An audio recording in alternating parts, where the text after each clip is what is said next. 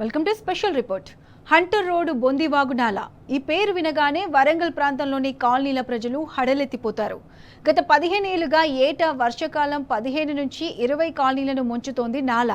శివారు గ్రామంలోని 10 నుంచి 15 చెరువులు కుంటల వరద నీరంతా ఈ నాలాకు చేరుతుండగా ఏకంగా 16,000 క్యూసెక్ల ప్రవాహం ఉంటుంది. దీంతో వరద పోటెత్తి దాదాపు 25,000 నుంచి 30,000 జనాభా ఉన్న కాలనీలను ముంచుతుంది. తాజాగా వర్షాకాలం వస్తుందంటేనే వరంగల్ నగర ప్రజలు వణికిపోతున్నారు. భారీ వర్షాలు కురుస్తున్నాయంటే బొందివాగు నాలా వల్ల ముంపున గురయ్యేటువంటి ప్రజలంతా కూడా భయాందోళనకు గురవుతున్న సందర్భం. 2020 తర్వాత మున్సిపల్ అడ్మినిస్ట్రేటివ్ శాఖ మంత్రిగా ఉన్నటువంటి అప్పటి మంత్రి కేటీఆర్ ఈ నగరానికి వచ్చి ఈ నగరం ముంపు బారిన పడకుండా ఉండడానికి అనేక ప్రణాళికలు రచించి బొందివాగు నాలాకు సంబంధించి సైడ్ వాల్స్ నిర్మించి ఈ ప్రాంతంలో ఒక చుక్క కూడా నీరు నిలవకుండా నగరం బయటికి నీళ్లు వెళ్ళే విధంగా ప్రణాళికలు రచించారు. ఆ ప్రణాళికలన్నీ కూడా కాంగ్రెస్ ప్రభుత్వం వచ్చిన తర్వాత తుంగలోకి తొక్కిన సందర్భం కనిపిస్తూ ఉంది. మళ్ళీ వర్షాలు పడుతున్న సందర్భంలో అనేక కాలనీలకు సంబంధించిన ప్రజలంతా కూడా భయాందోళనకు గురవుతూ ఉన్నారు. ఎందుకు బొందివాగు నాలాకు సంబంధించినటువంటి పనుల విషయంలో కాంగ్రెస్ ప్రభుత్వం నిర్లక్ష్యానికి పాల్పడుతూ ఉంది, ప్రజలు ఎలాంటి ఇబ్బందులు వర్షాలు భారీగా పడితే ఎదురవుతాయన్నటువంటి అంశాలను టీ న్యూస్ గ్రౌండ్ రిపోర్ట్ ద్వారా తెలుసుకుందాం. వరంగల్ నగరంలో చినుకు పడుతుందంటే ప్రజలంతా కూడా భయపడిపోయే పరిస్థితి కనిపిస్తూ ఉంది. ఎందుకంటే 2020లో అతి భారీ వర్షాలు వరంగల్లో నమోదైన సందర్భం కనిపించింది. అప్పటి నుంచి భారీ వర్షాలు కురిసినప్పుడు కొన్ని ప్రాంతాలన్నీ కూడా లోతట్టు ప్రాంతాలకు సంబంధించి ఇబ్బందులు పడే పరిస్థితి. ముఖ్యంగా బొందివాగు నాలాకు సంబంధించిన నీళ్ళన్నీ కూడా కాలనీల్లోకి వచ్చే సందర్భంలో ఆనాడు మున్సిపల్ అడ్మినిస్ట్రేటివ్ శాఖ మంత్రిగా ఉన్నటువంటి కేటీఆర్ ఈ నగరానికి వచ్చి ఇక్కడ ముంపు ప్రాంతాల్లో పర్యటించి ఇక్కడ ఎలాంటి చర్యలు చేస్తే ఈ ప్రాంతం ముంపు బారిన పడకుండా ఉంటుందని చెప్పి అంచనాలు వేసి 158 కోట్లతో ఒక పరిపాలన అనుమతులు ఇచ్చిన సందర్భం. ఎందుకంటే బొందివాగు నాలా అంటే బొందివాగుకు సంబంధించిన నాల ఇటు చుట్టుపక్కల నగరానికి సంబంధించి వరంగల్ చుట్టుపక్కల ఉండే అనేక చెరువులకు సంబంధించిన నీళ్లు బొందివాగులోకి వస్తాయి. ఫస్ట్ బొందివాగు నుంచి భద్రకాళి చెరువులోకి వస్తాయి. భద్రకాళి చెరువు నుంచి బయటికి నాగారం వైపు కావచ్చు ఇతర చెరువులోకి వెళ్ళడం. అంటే మిషన్ కాకతీయ అనే పథకాన్ని మనం ఇక్కడ ఆలోచించాల్సి ఉంటుంది. ముఖ్యంగా కాకతీయుల నాటి గొలుసుకట్టు చెరువులకు సంబంధించి వరంగలే ఒక ఆలవాలంగా ఉన్న సందర్భంలో వరంగల్లో ఉండేటివన్నీ కూడా గొలుసుకట్టు చెరువులు, ఒక చెరువు నుంచి ఒక చెరువుకు ప్రవహించే సందర్భం. అలా వరంగల్ చుట్టుపక్కల ఉన్న చెరువులు నిండినట్టయితే బొందివాగు నాలాకు వస్తాయి. బొందివాగు నాలా నుంచి భద్రకాళి చెరువుకు వస్తాయి. బొందివాగు నాలాకు సంబంధించి ఒక్క పని కూడా జరగని పరిస్థితి, ఒక్క అడుగు కూడా పని కొనసాగలేదు. చుట్టుపక్కల అంటే బొందివాగు నాలాకు సంబంధించి ఆ నీళ్ళన్నీ కూడా అలంకార్ జంక్షన్ ఇటువైపు నుంచి నగరం నుంచి బయటికి వెళ్ళే విధంగా ఒక పకడ్బందీ చర్యలు చేపడితే ఆ చర్యలన్నీ కూడా నీళ్ళలో పోసిన పన్నీరుగా మిగిలిపోయిన సందర్భం. మనతో పాటు వరంగల్ ఈస్ట్కి సంబంధించిన మాజీ ఎమ్మెల్యే నరేందర్ గారు గతంలో మేయర్గా కూడా పనిచేశారు. ఈ నగరాన్ని ముంపు బారిన పడకుండా ఎలాంటి ప్రణాళికలు రచించారు, అలాంటి ప్రణాళికలు వాళ్ళు ఏమైపోయాయి? ప్రధానంగా వరంగల్ మేయర్గా చేసినప్పుడు కానీ శాసనసభ్యునిగా చేసినప్పుడు కానీ ఈ నగరానికి మీరు చెప్పినట్టుగా కాకతీయ రాజుల యొక్క గొలుసుకట్టు చెరువులు అమితంగా ఉంటాయి. కానీ అత్యధిక శాతం పరిపాలించినటువంటి కాంగ్రెస్ ప్రభుత్వం అదేవిధంగా తెలుగుదేశం ప్రభుత్వాలు కానీ ఈ ప్రాంతాన్ని నాలలన్నీ కూడా ప్యాకప్ అయ్యే విధంగా భవనాలకు అనుమతులు ఇచ్చి ఏదైతే రెసిడెన్షియల్ జోన్స్ ఉంటాయో అవి ముంపుకు గురి అయ్యే విధంగా ఆ రోజు వాళ్ళు అనుమతులు ఇవ్వడం ఈరోజు ప్రజలందరూ కూడా ముంపుకు గురి కావడానికి ప్రధానమైనటువంటి కారణం. దీన్ని కులంకషంగా పరిశీలించి ఉదాహరణకు నా వరంగల్ తూర్పు నియోజకవర్గం ఉంది. దీన్ని కిలవరంగల్లో గుండు చెరువు అని అంటారు, అగర్తల అంటారు. ఆ అగర్తల నుండి మైసయ్య నగర్, శివనగర్, అదేవిధంగా శివనగర్ నుంచి అండర్ బ్రిడ్జి, 12 మోరీలు, భద్రకాళి బండు, ఈ నుంచి ములుగు రోడ్డు, ముచ్చెర్ల నాగారం రూట్ వెళ్తాయి. అదే అగర్తల నుండి చింతల్, అదేవిధంగా రైల్వే గేట్ మైసమ్మ గుడి, ఆ నుంచి అండర్ బ్రిడ్జి మళ్ళీ ముచ్చెర్ల నాగారం వెళ్తాయి. అదే అబ్బనుకుంట నుండి ఉన్నటువంటి చెరువు ఏదైతే ఉందో labour colony, Kashibugga, LB Nagar, auto Nagar, Desaipet, అదేవిధంగా అది కూడా ముచ్చెర్ల నాగారంకి వెళ్తుంది. భౌగోళికంగా వరంగల్ తూర్పు నియోజకవర్గంలో చెరువు మత్తడి ద్వారా నీళ్ళు ఎక్కడి నుంచి మొదలవుతాయి, ఎక్కడికి ఎండ్ అవుతాయి అనేది సంపూర్ణంగా ఒక రోజంతా ఉదయం మొదలు పెడితే రాష్ట్ర ఇంజనీర్లతోటి కానీ ఈఎన్సీతో కానీ ఇక్కడ కార్పొరేషన్లో ఉన్నటువంటి వాళ్ళతో కానీ ఇంజనీర్లతో కానీ తిరగడం జరిగింది. దీనికి గాను శివనార ముంపుకు గురి కాకుండా 43 కోట్లతోటి ఏదైతే కాంగ్రెస్ ప్రభుత్వం కానీ తెలుగుదేశం పార్టీలో ఉన్న ప్రభుత్వం చేసినటువంటి అన్యాయంగా పర్మిషన్లు ఇచ్చిల్లో పర్మిషన్ తీసుకున్నటువంటి నిరుపేదలైనటువంటి ఇండ్లు కట్టుకున్న వాళ్ళు ఉన్నారు. 187 ఇండ్లు ముంపుకు గురవుతున్నాయి. కాబట్టి ఆ 187 ఇండ్లను డిస్మెంటల్ చేయాలి. దీనికోసం వాళ్ళను రోడ్డు పాలు చేయకుండా రాష్ట్ర ప్రభుత్వాన్ని ఆనాడు ఉన్నటువంటి ముఖ్యమంత్రి గారు కేసీఆర్ గారిని, అదేవిధంగా మున్సిపల్ మినిస్టర్ కేటీ రామారావు గారితో ప్రత్యేక ప్రార్థన చెప్పుకొని 43 కోట్ల నిధులతోటి ఆ రోజు అండర్ గ్రౌండ్ డ్రైన్ అంటే పైన రోడ్ను తీసేసి కింద డ్రైన్ ఇచ్చి మళ్ళీ దాన్ని రోడ్డుగా తీర్చిదిద్దడం ఇప్పటికి కూడా వర్క్ ఎండింగ్కి వచ్చింది.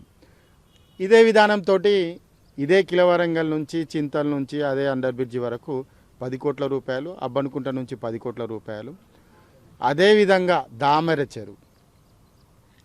చెరువు నుంచి ఉరుసుగుట్ట నుండి రైస్ మిల్లర్స్ అసోసియేషన్ నుండి భద్రకాళి బండు వీటికి 153 కోట్లు ప్రత్యేకంగా పెట్టడం జరిగింది. దీనికి గల ప్రధాన కారణం ఉంది.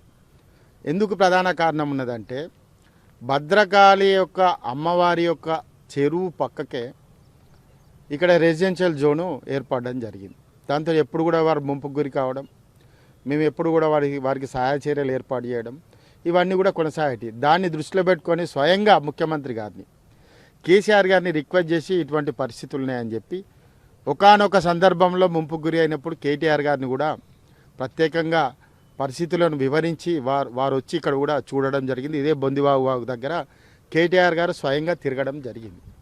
మరి ఇటువంటి పరిస్థితులను దృష్టిలో పెట్టుకొని కేసీఆర్ గారు 153 కోట్లు ఇచ్చి పరిపాలనా అనుమతులను ఇచ్చి టెండర్ చేస్తే ఆనాడు టెండర్ ఎండింగ్లో ఉండి ఈఎన్సీ చీఫ్ దగ్గర ఉన్నటువంటి టెండర్ను రద్దు చేయించి నేడు ఈ ప్రభుత్వం వచ్చిన తర్వాత కూడా దాన్ని అమలు చేయడం లేదు. ఒకవైపు ఆనాడు ఈ బొందివాగులో పక్కకున్నటువంటి రెసిడెన్షియల్ జోన్ అందరు కూడా వివరంగా చెప్పినాం, వాళ్ళు సంబరాలు చేసుకున్నారు, ఇవన్నీ కూడా జరగడం జరిగింది. మరి ఈ ప్రభుత్వం వచ్చిన తర్వాత లాభం ఏంటి? రామారామిగా 100 కోట్లతోటి భద్రకాళి అమ్మవారి యొక్క బ్యూటిఫికేషన్ కోసం ఈ బండు నిర్మాణం చేయడం జరిగింది. ఈ బండు నిర్మాణం చేసిన దాంట్లో ఇప్పుడు మీరే చూస్తారు, ఎక్కడ గడ్డి అక్కడ మొలిచింది, చెరువులో పాకురు వెలిచింది, అదేవిధంగా కట్ట మీద తుమ్మలు వెలిచినాయి. మరి ఈ ప్రభుత్వం యొక్క ఘనత కేసీఆర్ గారు కేటీఆర్ గారు మేము శాసనసభ్యుని ఉన్న సమయంలో ఈ ప్రాంతాన్ని ఒక టూరిజంగా అభివృద్ధి చెందాలి, ఈ ప్రాంతానికి కుడా నిధులు, అదేవిధంగా కార్పొరేషన్ నిధులు, అదేవిధంగా సీఎం యొక్క ప్రత్యేక నిధులతోటి దీన్ని అభివృద్ధి చేసినాం. దీన్ని అభివృద్ధి చేస్తే ఇవాళ దీని యొక్క పరిస్థితి పిచ్చి తుమ్మలు అంటారు, పట్నం తుమ్మలు అంటారు దాన్ని. పట్నం తుమ్మలు మొలిచి ఆగమ్య గోచరంగా అయింది. ఇదే కాదు, ఇక్కడ షటర్స్ ఉంటాయి, ఇక్కడ కిందికి వెళ్తే ఉంటాయి షటర్స్.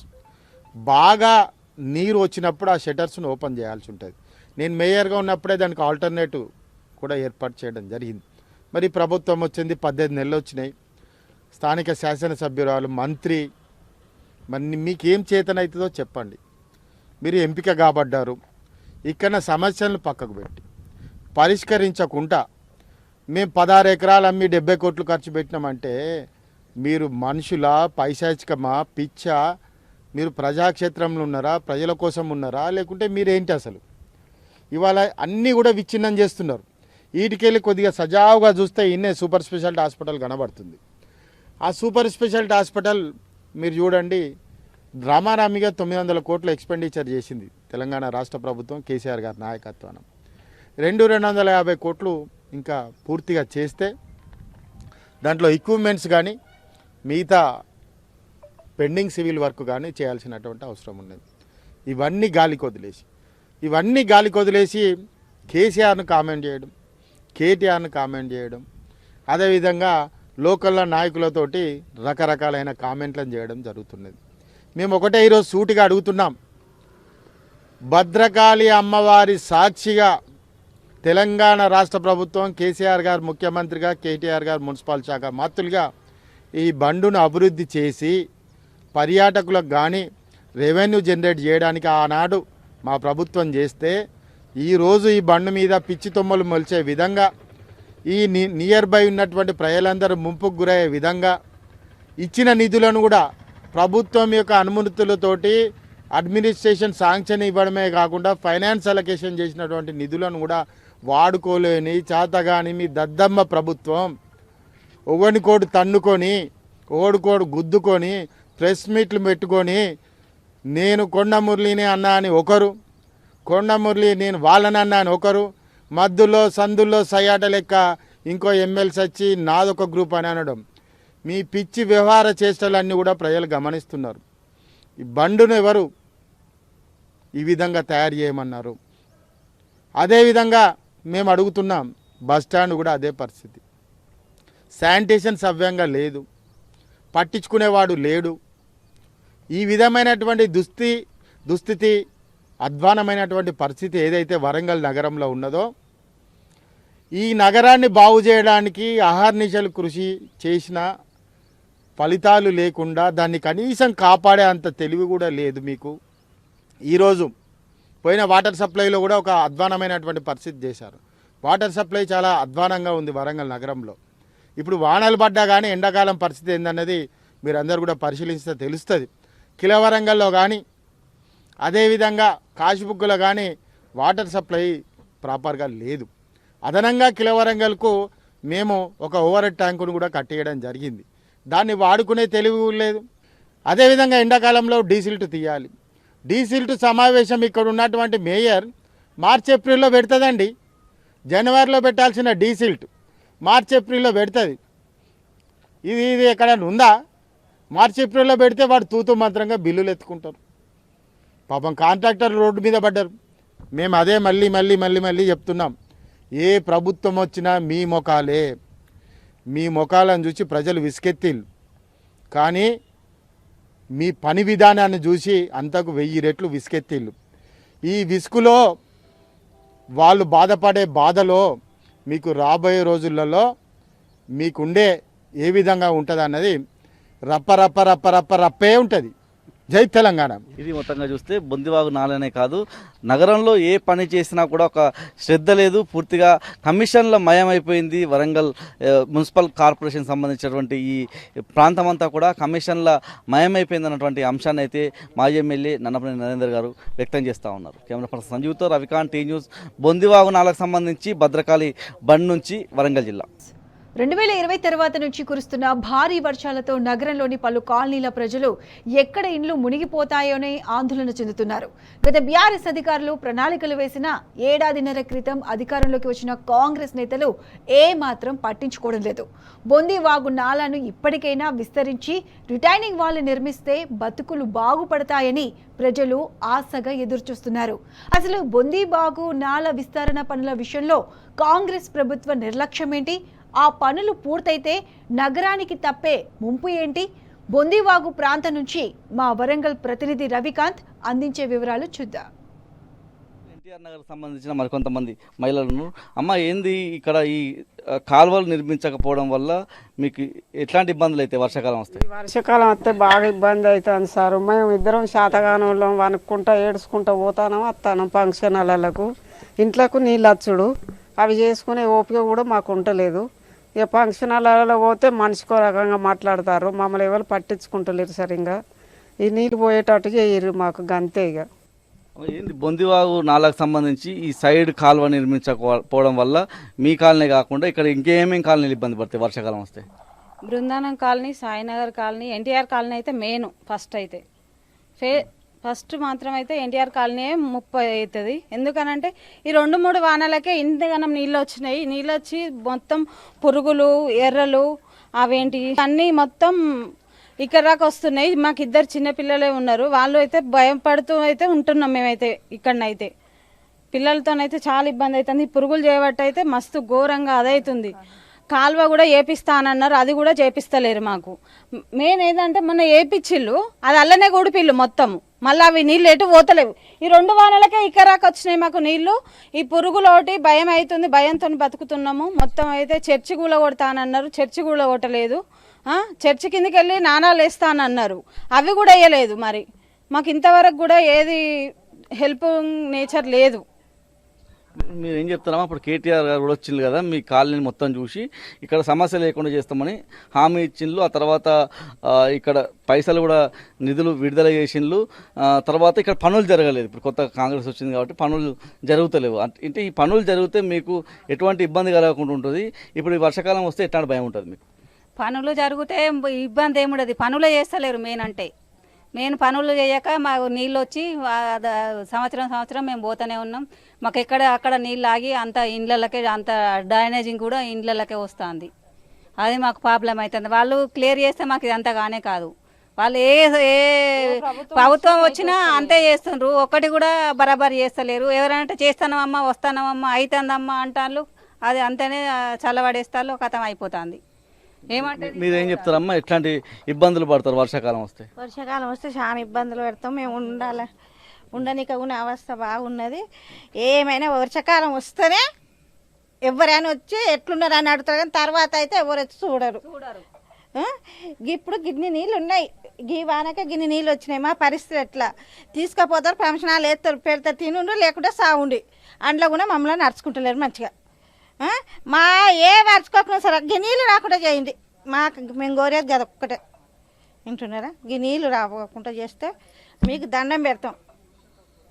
మీరేం చెప్తారు? అసలు ఈ కాలనీలో ఎప్పటి నుంచి సమస్యకు సంబంధించి గతంలో కేటీఆర్ గారు కూడా వచ్చి ఇక్కడ ఈ సమస్యను పరిష్కరిస్తామనే విధంగా బొందివాగు నాలాకు సంబంధించి ఒక సైడ్ కాల్వలు నిర్మించాలి, భారీగా ఇక్కడ ఒక సైడ్ వాల్స్ ఏర్పాటు చేసి నగరం నుంచి ఈ మీ సమస్యను పరిష్కరించే విధంగా ముంపు ద్వారా వచ్చేటువంటి నీళ్ళన్నీ కూడా నగరం బయటికి తరలించే విధంగా ప్రణాళికలు చేసింది. అసలు ఆ ప్రణాళికలు ఎందుకు అమలు అవుతలేమంటే ఏం చెప్తారు? కేటీఆర్ సార్ వచ్చినప్పుడు మనకు వచ్చేసి 160 కోట్లు మనకు శాంక్షన్ చేసి NTR Nagar, Sainagar colony, Hunter road మొత్తం పరిశీలించి మన దాని మీద చేసి పోయిండు. తిరిగి చేసిన తర్వాత 160 కోట్లు చేసిన శాంక్షన్ చేసినాక కొంతవరకు పని అయింది. మళ్ళీ మిగతా వాళ్ళు వచ్చిన తర్వాత పని ఎక్కడక్కడ ఆగిపోయింది, ఏం లేదు. మెయిన్గా మాకు ఇక్కడ డ్రైనేజీ డ్రైనేజీలు అయినట్టయితే మాకు ఇక్కడ నీళ్ళు ఆగాయి. డ్రైనేజీ కాకపోతే అక్కడ చర్చి అడ్డం ఉండడం, చర్చిలో మనం అండర్ గ్రౌండ్ వేస్తామని వేయకపోవడము, అది చేసి పైపులు వేస్తామంటే వాళ్ళు వేయకపోవడము, ఒకరు అయితే ఒకరు ఆపడు, ఒకరు కాకపోతే ఒకరు ఆపడం చేసి ఇవంతా ఆగుతుంది. మెయిన్గా డ్రైనేజీ ఉన్నట్టయితే ఈ నీళ్ళు ఆగాయి. మొన్న డ్రైనేజీ తీసి ఇక్కడ 5 ఫీట్లతోటి 12 ఫీట్లతోటి డ్రైనేజీ కట్టారు. ఈ డ్రైనేజీని ఒక 5 ఫీట్లు పడిగిన పళ్ళకు కొట్టినా కూడా మాకు నీళ్ళు ఉన్నాయి. ప్లస్ పాయింట్ ఏంటంటే మాకు ఇక్కడ రోడ్డు లేకపోవడం, నల్లాలు లేకపోవడం, ఇదంతా కథ లేకపోవడం వల్ల మాకు నీళ్ళు వస్తాయి. డ్రైనేజీలు కరెక్ట్ ఉన్నాయంటే మాకు నీళ్ళు ఇక్కడ ఆగాయి. 160 కోట్లు పెట్టినప్పుడు గత ప్రభుత్వంలో ఉన్నప్పుడు శాంక్షన్ చేసిన అమౌంట్ ఇప్పటి వరకు కూడా మాకు పని కాలేదు. ఏమనండి, ఎన్టీఆర్ నగర్ ముప్పు ప్రాంతంలో ఉన్నది, ముప్పు ప్రాంతంలో పైనుంచి వెళ్ళి ఉరుసు చెరువు నుంచి వెళ్ళి వస్తున్నాయి నీళ్ళు. దానికి శాంక్షన్ చేసిన పని కరెక్ట్ అయ్యేది ఉంటే మా ఎన్టీఆర్ నగర్ ఎందుకు మునుగుతుంది? సరే, ఎన్టీఆర్ నగర్లో ప్రాంతం ఉన్నది, సంతోషమంత కాలనీ ఉన్నది, ఎన్టీఆర్ నగర్ కాలనీ ఉన్నది, బృందావన కాలనీ ఉన్నది, ఇవన్నీ ప్రతి ఒక్క కాలనీ ఉన్నది. ఈ కాలనీలు అనేటి బీఆర్ నగర్ కాడికి వెళ్ళి మునుక్కుంటూ వస్తుంది. ఈ డ్రైనేజీ అయినట్టయితే మాకు ఇంత ప్రాబ్లం అనేది ఉండదు. ప్రభుత్వం ఇది అసలు పట్టించుకుంటారా? పట్టించుకుని ఒకళ్ళు వస్తారు, ఒకళ్ళు వచ్చి ఇంకా గుండ్లు ఊల కొడతారని ఒకళ్ళు అది చేస్తాను కూడా. ఈ ముసలోళ్ళు ఒకరికి స్ట్రోక్ కూడా వచ్చింది పోయినారు. ఈ ప్రతిదీ ఏంటంటే మాకు ఖచ్చితంగా డ్రైనేజీలు అయినట్టు అయ్యేది ఉంటే మాకు నీళ్లు ఉండయి. దయచేసి ప్రభుత్వానికి చెప్పేది ఏంటంటే మాకు ఖచ్చితంగా డ్రైనేజీలు కట్టించి ఈ డ్రైనేజీ మన బొందివాగు నాలా కరెక్ట్ కట్టేది ఉంటే మాకు ఈ సమస్య ఉండదు. వీళ్ళు కట్టక మేము ముప్పులా కట్టుకున్నా అంటే గత 25 సంవత్సరాల కిందనే మాకు పట్టాలు ఇచ్చారు. గత 25 సంవత్సరాల కింద ఇచ్చినప్పుడు మన డ్రైనేజీలు అయితే చేయాలి కదా. డ్రైనేజీలు ఇల్లు లేని కాడ, నీళ్ళు లేని కాడనేమో అది డ్రైనేజీలు ఇస్తున్నాం. మాకు కనీసం 25 ఏళ్ళ నుంచి ఇక్కడ ఉంటున్నాం. మాకు డ్రైనేజీ కట్టాలని ఆలోచన శాంక్షన్ అయినాయి అంటారు, శాంక్షన్ కావాయి. వేరే కాడ ఇక్కడ శాంక్షన్ అయినాయి, వేరే కాడ పెడతారు. ఎట్టి పరిస్థితుల్లో ఇక్కడ శాంక్షన్ అయినాయి పక్క వీధిలో పెట్టుడు. డ్రైనేజీలు కానీ ఇవన్నీ కరెక్ట్ అయ్యంటే ప్రభుత్వం దృష్టికి తీసుకుపోయి అయ్యేది ఉంటే మాకు ఈ నీళ్ళు అనేది ఉండదు. 2 వానలకి రోడ్లెక్కి నీళ్ళు వస్తున్నాయి. నిన్న పాములు కూడా వచ్చింది. ఒకటి కరిచే పరిస్థితి ఉంటే వాళ్ళు తప్పించుకున్నారు. నైట్లో ఇటు వెళ్ళిపోదన్నా రోడ్ల మీద పాములు వండుకోవడం అన్నీ చేయడము. ఇదైతే 68 కోట్లతోటి పెట్టిరో ఆ పని కరెక్ట్ జరిగేది ఉంటే మాకు వాటర్ అనేదే రాదండి. మాకు చర్చి కాడ కంప్లీట్గా మాకు చేసినట్టు ఉంటే మాకు అసలు వర్క్లో నీళ్ళు అనేది ఒక చుక్క కూడా మా ఇంట్లో గత మాకు 15 సంవత్సరాల నుంచి దాదాపుగా నీళ్ళు రాలి. ఈ గత 4-5 సంవత్సరాలు 3 సంవత్సరాల కాడికి నీళ్ళు వస్తున్నాయి. ఈ డ్రైనేజీ కట్టడం, డ్రైనేజీలు చక్కగా లేకపోవడం వల్లనే మాకు నీళ్ళు వస్తున్నాయి. ఇవన్నీ కరెక్ట్ ఉన్నాయంటే మాకు నీళ్ళ వాటరే రావు. ఇది మొత్తంగా చూస్తే ఇక్కడ ఉన్నటువంటి ముంపు ప్రాంతాలకు సంబంధించిన ప్రజల గోస తీర్చే విధంగా బొందివాగు నాలకు సంబంధించి ప్రణాళికలు రచించారు. సైడ్కి సంబంధించినటువంటి కాల్వలను భారీ స్థాయిలో నిర్మించడం వల్ల నగరంలో పడ్డటువంటి ప్రతి చినుకు కాలనీల్లోకి వెళ్లకుండా బొందివాగు నాలా ద్వారా ఈ సైడ్ కాల్వల ద్వారా పూర్తిగా నగరం బయటికి వెళ్లే విధంగా ప్రణాళికలు రచిస్తే ఆ ప్రణాళికలన్నీ కూడా ఇవాళ కాంగ్రెస్ ప్రభుత్వ హయాంలో పూర్తిగా ఆ హామీలన్నీ కూడా నెరవేరని సందర్భమే కనిపిస్తూ ఉంది. గతంలో ఈ ప్రాంతానికి మున్సిపల్ అడ్మినిస్ట్రేషన్ శాఖ మంత్రిగా ఉన్నటువంటి కేటీఆర్ వచ్చి ఇక్కడ ప్రణాళికలు రచించి దాదాపు 160 కోట్లు శాంక్షన్ చేయడం, పరిపాలన అనుమతులు ఇచ్చినప్పటికీ కూడా ఆ పనులు జరగక ఎప్పటిలాగే బొందివాగు నాలా ఎఫెక్టెడ్గా ఉన్నటువంటి అనేక కాలనీల ప్రజలు భయపడుతున్న సందర్భం. వరంగల్లో ఉన్నటువంటి సంతోషిమాత కాలనీ కావచ్చు, ఎన్టీఆర్ నగర్ కావచ్చు, ఇక్కడ ఉన్నటువంటి బృందావన్ కాలనీ కావచ్చు, ఇలా పదుల సంఖ్యలో కాలనీలకు సంబంధించి ముంపు బారిన ఉండేటువంటి పరిస్థితి. బొందివాగు నాలా అంటే నగరంలో ఉన్నటువంటి అనేక చెరువులు, ఇటు బట్టుపల్లి, కొండపర్తి, దామెర, ఇతర చెరువులకు సంబంధించిన నీళ్ళన్నీ కూడా ఏదైతే బొందివాగు నాలాకు చేరుతాయి. ఆ బొందివాగు నాలా నుంచి భద్రకాళి చెరువులోకి వెళ్ళి అక్కడి నుంచి నాగారం చెరువులోకి వెళ్ళడం. అంటే ఉమ్మడి వరంగల్ జిల్లా అంటే కాకతీయులు ఏలినటువంటి ప్రాంతం కాబట్టి ఇక్కడంతా కూడా గొలుసుకట్టు చెరువులుగా ఉంటాయి. ఒక చెరువులో పడ్డటువంటి నీళ్లు మరో చెరువులోకి వెళ్ళడం అనేది ఆ రోజు ఉన్నటువంటి ఇంజనీరింగ్ వ్యవస్థ, అంటే అప్పుడే కాకతీయ కాలంలోనే ఒక ఇంజనీరింగ్ వ్యవస్థ ఇక్కడ రూపొందించిన పరిస్థితి. 2020లో భారీ వర్షాలు, వరదల కారణంగా ఈ ప్రాంతంలో ప్రజలంతా ఇబ్బందులు పడ్డ పరిస్థితుల్లో అప్పుడు మున్సిపల్ అడ్మినిస్ట్రేటివ్ శాఖ మంత్రిగా ఉన్నటువంటి కేటీఆర్ ఇక్కడికి వచ్చి స్వయంగా ప్రజల కష్టాలు తెలుసుకొని ఈ నగరానికి ముంపు రాకుండా ఉండేందుకు, అంటే భవిష్యత్తులో ఎటువంటి సమస్యలు నీళ్ళు అంటే వానాకాలంలో ఎటువంటి ఇబ్బందులు పడకుండా వరదల ద్వారా ప్రభావితం ఈ ప్రాంతం కాకుండా ఉండేందుకు దాదాపు 160 కోట్లతో ఇక్కడ ఒక ప్రణాళికలు రచించారు.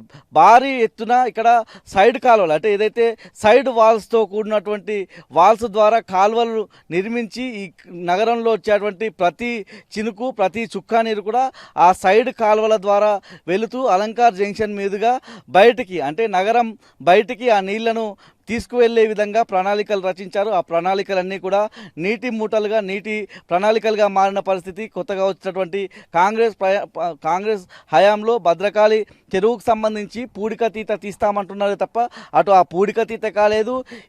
ఈ అన్ని నీళ్లు కూడా ఇటు బొందివాగు నాలా నిండి ఆ నీళ్ళన్నీ మళ్ళీ భద్రకాళి చెరువులోకి నిండే సందర్భంలో ఈ కాలనీలన్నీ కూడా మళ్ళీ ముంపు బారిన పడే పరిస్థితి మనకు కనిపిస్తూ ఉంది. మనతో పాటు ఎన్టీఆర్ నగర్ సంబంధించిన ప్రజలు ఉన్నారు. ఏంటి ప్రతి సంవత్సరం ఈ సమస్య, ఈ బాధ ఏం చెప్తారు? ఈ సైడ్కి సంబంధించినటువంటి నిర్మాణాలు జరిగితే మీ పరిస్థితి ఎట్లా ఉంటుంది? ఇప్పటికి కూడా నిర్మాణాలు జరగలేదు కదా, ఏం చెప్తారు? మాదేం లేదండి, మాకు మోరీలు లేవు, రోడ్డు కరెక్ట్ లేదు. ఆ నీళ్ళు తీసిండు, మొన్న తీసి చెట్లు మట్టి అంతా అలానే కూడిపోయిండు. ఆ నీళ్ళు మళ్ళీ రిటర్న్ మాకే వస్తాయి. పురుగులతోని, పాములతోని మేము ఆగమవుతాను. వర్షం వచ్చిందంటే మూట ముళ్ళే పట్టుకొని ముసలోళ్ళు, ముడిగోళ్ళు అందరం నెత్తలు పెట్టుకొని పోవుడవుతుంది. మాకు ఎక్కడ ఏమో ఆధారం లేకుండా పోయింది. మరి ఇప్పటికైనా వాళ్ళు తెలుసుకొని మాకు అభివృద్ధి పనులు చేస్తే మంచిగా ఉంటుందని మేము కోరుకుంటున్నాం. ఎట్లా ఉంటుంది అమ్మ వానాకాలం, మళ్ళీ వానాకాలం వచ్చిన పరిస్థితి? పోవుడే, మేము ఉండం ఇక్కడ, ఎవ్వరు ఉండరు ఇళ్ళల్లో, కరెంటు కూడా ఇయ్యరు, పోలీసు వాళ్ళు వచ్చి ఎల్లగొడతారు.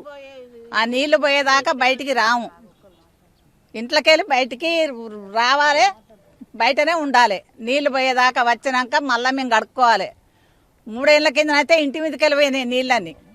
ఆ నీళ్ళన్నీ పోతే అవన్నీ పోయేదాకా ఉండి వారం రోజులు 10 రోజులు మందిళ్ళలో ఉండి అవన్నీ కడుక్కొని చేసుకొని వాసనలో ఉండి బతికినాం.